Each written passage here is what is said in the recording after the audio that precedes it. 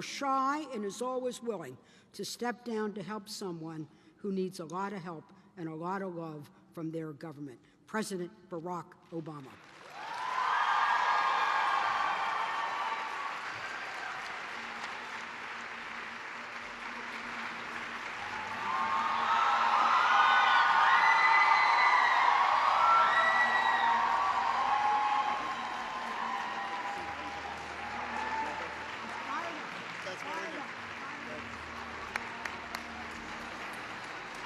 Hello, everybody. Thank you. How's everybody doing? Good. Good afternoon. I want to thank my point guard, Barbara, for that wonderful introduction and for all the battles that you have waged on behalf of America's women and America's families. And I want to thank all of you for being here today, for all the time and energy that you've been giving to our campaign. Everybody feel free to sit. Just relax. I got a few things to say. It is always a pleasure to be surrounded by so many talented, accomplished women. It makes me feel right at home. Although at least here I get a microphone, which levels the playing field a little bit. Bo and I, we try at dinner to try to get a word in. Now, whether you have joined this cause in its earliest days or in recent months, I know you didn't join it just because of me. You did it because of the vision that we share for this country. It's not a vision of a country where a shrinking number of people do really well while a growing number barely get by. It's a vision for an America where everybody who works hard has the chance to get ahead, where everybody has a fair shot, and everybody's doing their fair share, and everybody plays by the same set of rules. That's the America we know and love. That's the America within our reach.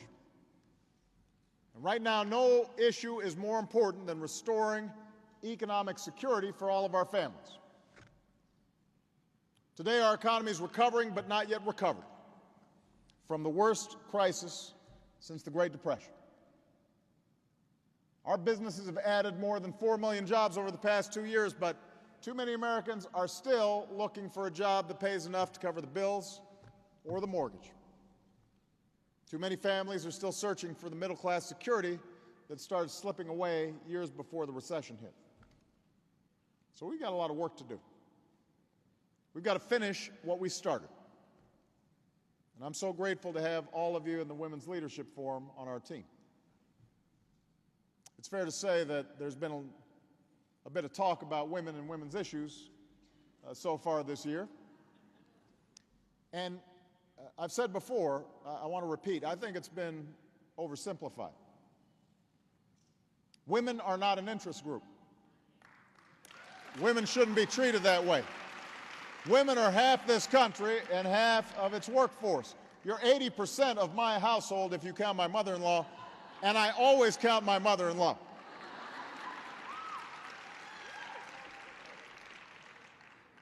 So I've got a vested interest in making sure women do well. And I'm proud of what we've done on behalf of women across this country.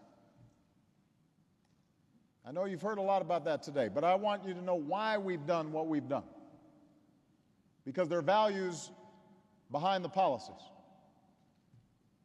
And it begins, for me at least, with the women that have shaped my life. As some of you know, I grew up the son of a single mom who struggled to put herself through school and make ends meet, even relying on food stamps at one point to help us get by. But she earned her education, earned her PhD, started traveling around the world, helping women enter into the economy and make a little bit of money and gain a little bit of independence. Through scholarships and hard work, she had the opportunity to give back. And she made sure that my sister and I were able to have those same opportunities. You know, she used to wake me up before dawn to study, because we were living overseas for a time, and she wanted to make sure I stayed up with my American schooling. I'd complain, and she'd let loose with, "This is no picnic for me either, Buster," because she had to go to work after she taught me lessons, and that's part of the reason why my sister Maya chose to become a teacher, seeing that example. And when my mom needed help with us, my grandparents stepped up, my grandmother in particular, who had a high school education, worked during World War II on a bomber assembly line like Rosie the Riveter. And she didn't get a GI Bill. Unlike today's post-9/11 GI Bill, it couldn't be transferred to family members. So she got jobs, and eventually she got a job at a local bank. And she worked hard and eventually made vice president, starting off as a secretary. And I'm convinced she could have been the best president that bank had ever seen if she had gotten that chance, but she hit the glass ceiling like too many women in that generation did. And for the rest of her career, she'd watch men that she had once trained pass her by up that ladder. I think about her. And then there's Michelle. Earlier this week, I visited a few colleges across this country as part of a battle to keep student loan rates from going up, and I spent some time on our own story about how when Michelle and I got married, we both had loads of student debt from college and law school. So when we teamed up together, we got poorer together. We only finished paying off those loans about 8 years ago. And I bring this up because what I really want to point out is that every time I mentioned Michelle, the students cheered more loudly than they did for me. This is what happens. But once Michelle and I had our girls, we gave it our all to balance raising a family and chasing a career. And it was tough on me, but let's face it, it was tougher on her. I was gone a lot. I know that when she was with the girls, she'd feel guilty that she wasn't giving enough time to work. And when she was at work, she'd feel guilty about not having enough time for the girls. And like many of you, I'm sure we both wished there were a machine that would let us be two places at once. And then today, I think about these issues as a father. Because the highlight of every day for me is asking my daughters about theirs, their hopes and their futures. That's what drives me every single day when I step into the White House. Every decision I make is all about ensuring that all of our daughters and all of our sons grow up in a country that gives them the equal chance to be anything they set their minds to. A country where more doors are open to them than were open to us. Those stories are what inform my work. Those women are what inspire me to do what I do. That's at the heart of everything that we've done. That's the lens through which I view all of this. And that's what we mean when we say that these issues are more than just a matter of policy, they're personal. They're not just women's issues, they're economic issues, they're family issues, they're America's issues. They impact all of us. When women make less than men for the same work, that hurts families who have to get by with less and businesses who have fewer customers who can spend money there. When a job doesn't offer family leave to care for a new baby, or sick leave to care for an ailing parent, that burdens all of us. It's not just a women's issue. When an insurance plan denies women coverage because of a pre-existing condition, that puts a strain on emergency rooms. It drives up the cost of care for everybody. It strains family budgets across America. When any of our citizens can't fulfill their potential because of factors that had nothing to do with talent or character or work ethic, that diminishes us as a country. It says something about who we are as Americans. So when we started off with this administration, we were under no illusions that changing these things would be easy. We knew it wouldn't come quickly. But think about what's happened in 3 years, in large part because of you and the support that you've provided. We've started to see what change looks like. It's been mentioned. Change is the first bill I signed into law, a law that says women deserve an equal day's pay for an equal day's work. A law that says our daughters should have the same opportunities as our sons. A law named for a courageous woman, Lilly Ledbetter, my dear friend, who's right here today.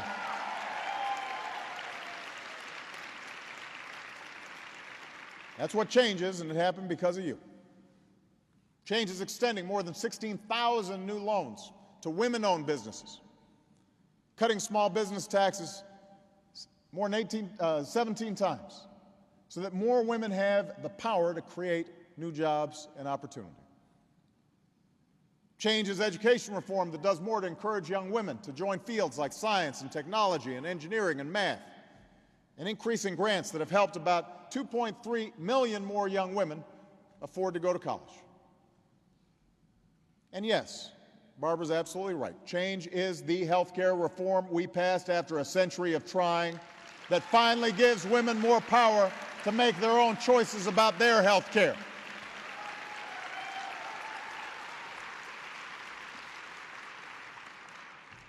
You know, last year, more than 20 million women received expanded access to preventive services like mammograms and cervical cancer screening at no additional cost. Nearly 2 million women enrolled in Medicare received a 50% discount on the medicine that they needed. Over 1 million more young women are insured because they can now stay on their parents' plan. Soon, insurance companies will no longer be able to deny coverage based on pre-existing conditions like breast cancer, or charge women more just because they're women. And this year, women will receive new access to recommended preventive care like domestic violence screening and contraception at no additional cost. That's going to be happening.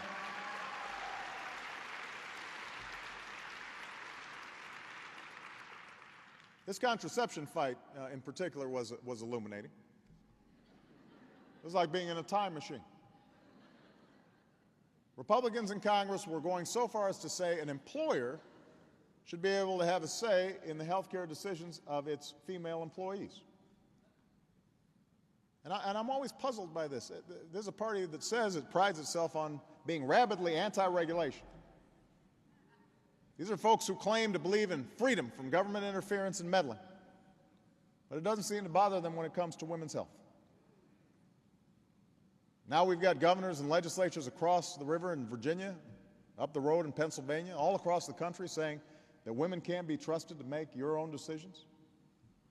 They're pushing and passing bills forcing women to get ultrasounds even if they don't want one.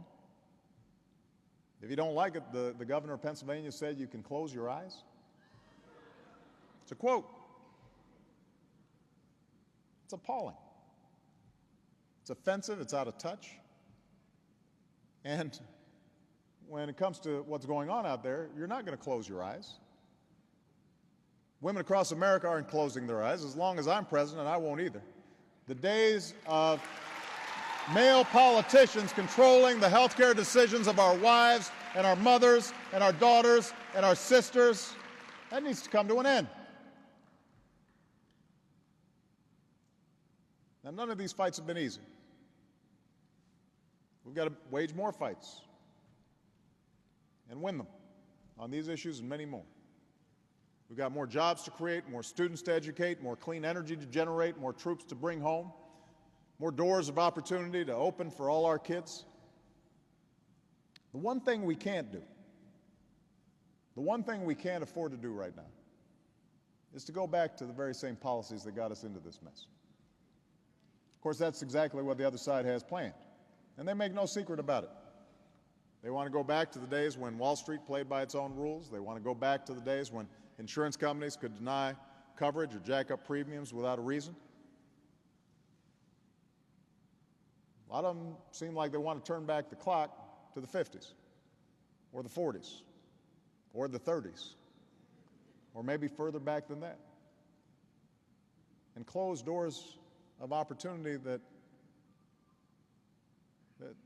we thought we kicked open a long time ago. Doors of opportunity to people who haven't made it quite yet. Just look at some of the debates that we've already had this year. Instead of putting forward serious plans to help more Americans back to work, a lot of those folks in the other party have chosen to refight battles we settled long ago. And I've heard some of them say, look, this is all just a big misunderstanding. They need to get their message out better when it comes to women. I don't think that's the problem. I think they're getting their message out just fine. We don't need to read between the lines in terms of what they're saying. When folks talk about killing the health care reform that we passed, part of what they're saying is that women should pay more than men for the same health care coverage.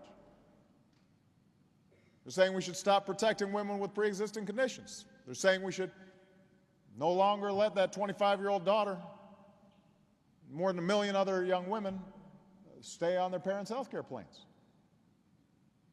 When you talk about how marvelous your party's economic plan is, when you break down the numbers, what you're really saying is you want to pass massive new tax cuts for millionaires and billionaires, pay for them by gutting programs that, among other things, support low-income women and children and pregnant mothers, and student aid for that disproportionately helps young women. When you say we should get rid of Planned Parenthood, you're not just talking about restricting a woman's ability to make her own health care decisions. You're talking about denying the preventive care, like cancer screenings, that millions of women rely on. And when something like the Violence Against Women's Act is actually up for debate, then we know something's gone haywire. That's something that should be beyond politics. This is a bill that my vice president co-authored when he was in the Senate. It's a bill that once passed by wide bipartisan margins. And it is a bill that we are going to renew. It is the right thing to do.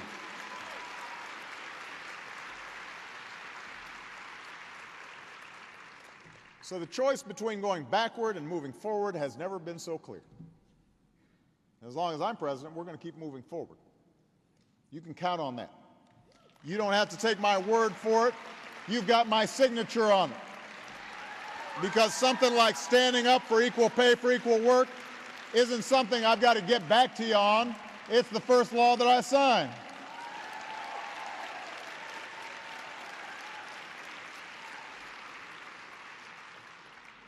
Progress is hard. Change can be slow. Opportunity, equality of opportunity, they don't come without a fight. Sometimes you've got to fight to keep what you got. But we know these things are possible. We know that because, for the first time in history, young girls across the country can see 3 women sitting on the bench of the highest court in the land.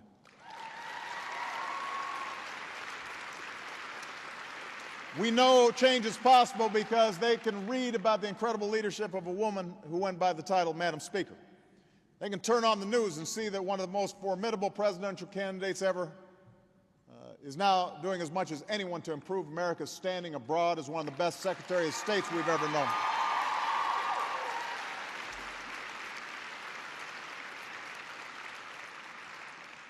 These things are possible because earlier generations of Americans did their part to open up new doors of opportunity. And now it's our turn to open up these doors even wider. And what I want to say to all of you is if you're willing to keep pushing through all those obstacles with me, if you're willing to keep reaching for that vision of America that you hold in your hearts, that we hold in our hearts, change will come. If you're willing to work even harder in this election than in the last one, I promise you, we'll finish what we started in 2008.